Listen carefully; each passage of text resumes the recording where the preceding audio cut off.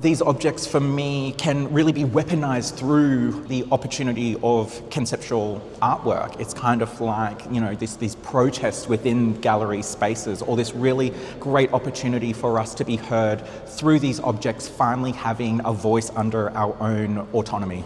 Hi, my name is Tony Albert. I'm an artist living and working between Brisbane and Sydney. My people are Gidame, Yirinji and Kukuyalanji, and I am here at the MCA Australia in Sydney for my exhibition, Not a Souvenir. So Aboriginalia for me is kind of kitsch souvenir objects with representations of Aboriginal people emblazoned upon them. It's a collection I started as a child around 5-6 years old. What I love that this show kind of opens up this 20-year practice of making art, but unveiling a 40-year practice of actually collecting. So this is one of my largest works to date, and it was specially made here for the Not a Souvenir exhibition.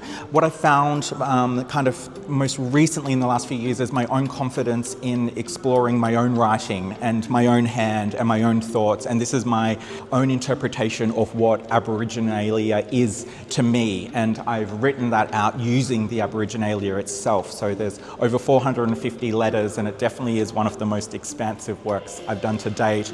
One of the undercurrents over the past 20 years has been the inclusion of ashtrays in my work, and it's really built, I guess, a sub-narrative within what I do. I go back to the ashtray time and time again because I particularly find it quite a sinister metaphor, and I play a lot with language and words, particularly for us as people when we're denied the opportunity to speak our own language over English. I feel it's a very subversive way of inserting these messages into my work. So I use words that have ash embedded in them, like ashamed, and utilize the ashtrays within that framework.